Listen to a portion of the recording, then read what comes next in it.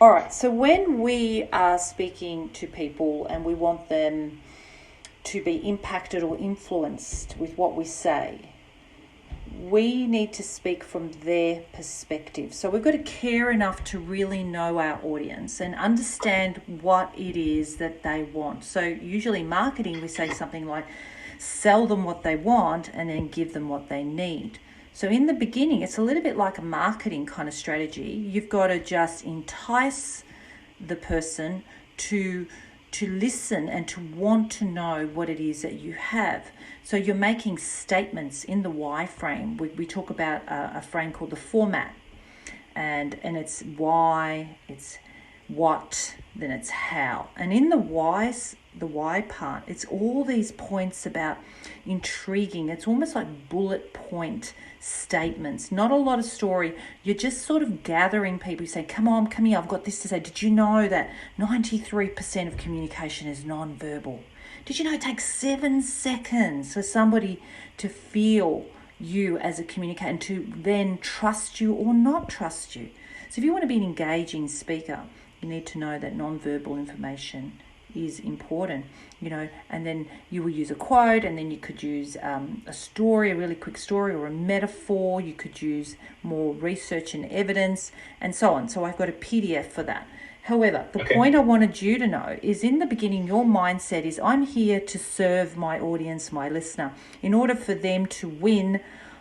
For them to win and for me to win, I need to reach out to them in their way, using their words, their needs, understand the avatar, the person really well, and then speak from their perspective. So what you need to start off with is an intent. Like at the end of this presentation, at the end of this talk, or the end of this discussion or chat, this is what I want this person or this audience to know, to do, and to feel. Okay, 3 centers. It's the thinking, the action, and the heart center. So what do I want my audience to know, do, and feel?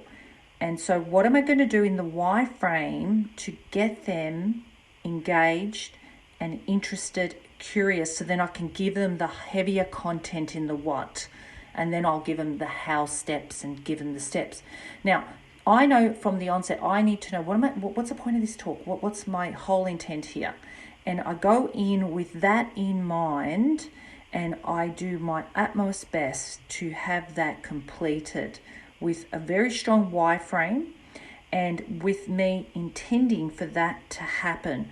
Now, that is a mindset that's really important. I need to know what I want to achieve in this communication very, very clearly, and I need to be decisive. If I don't have that clear, I will not succeed in the communication. I will not be appealing or magnetic or energetic, or there'll be no interest because I myself am not yet committed to what I'm wanting to do. So that's why it's important, the mindset, that you know what you want to say and what you want to achieve in the conversation and who your audience is right from the beginning, before you even step out. And the idea, generally speaking, is to come out of your ego and get into the ethnocentric. So egocentric, ethnocentric with the group. Make sure you're there with the group.